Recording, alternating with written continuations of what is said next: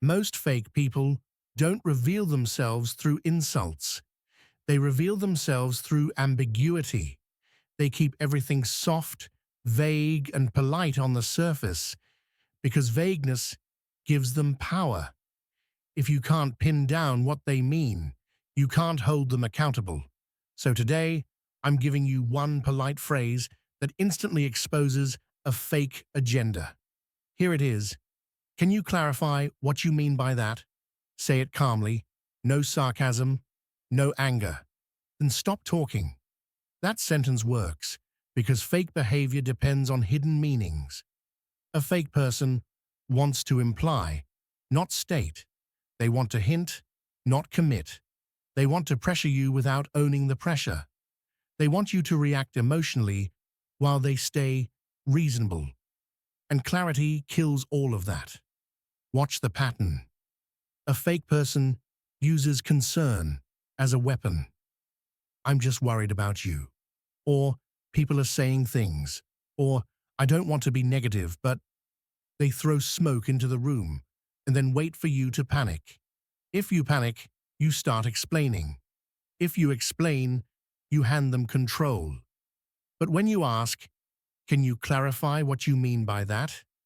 You force them into daylight. They must choose one of three options. 1.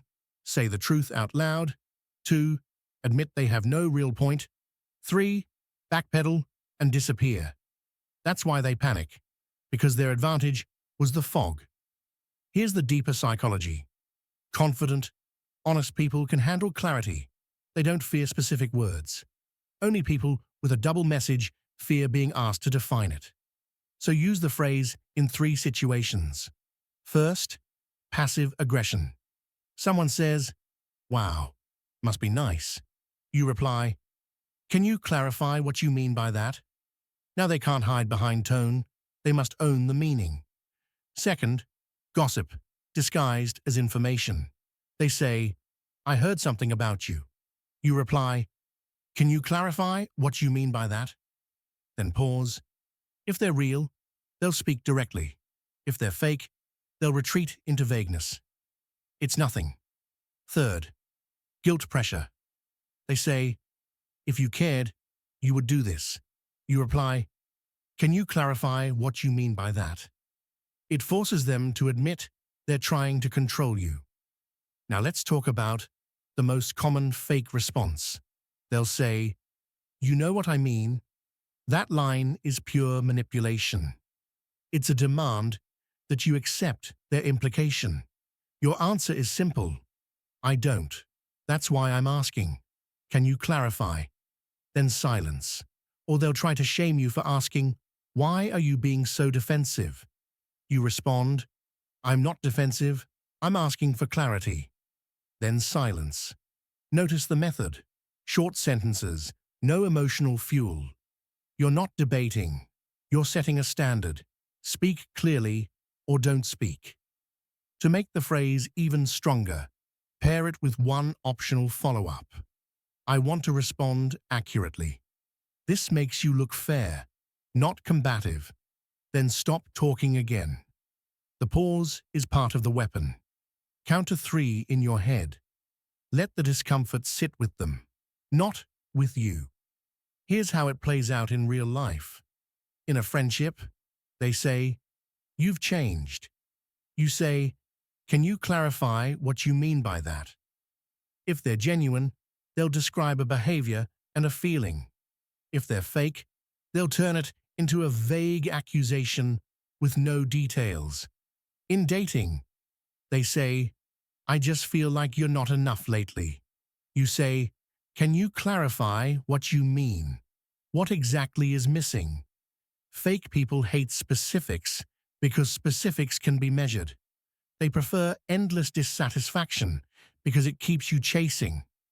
At work, they say, "We need you to be more of a team player."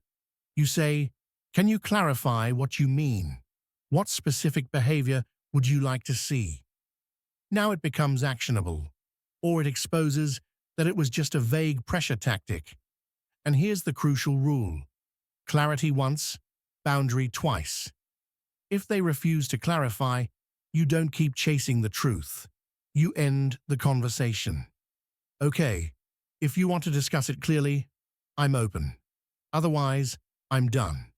That's calm authority. Stoicism teaches a simple principle: control what is yours. Your words, your choices, your standards.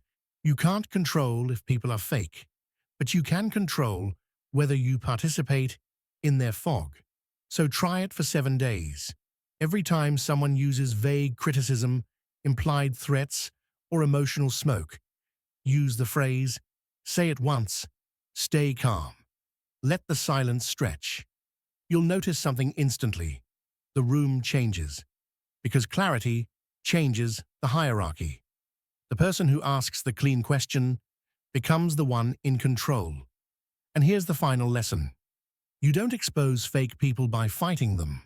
You expose them by refusing to play in the fog. So remember the polite phrase. Can you clarify what you mean by that? Use it with a steady voice. And watch how quickly masks start slipping.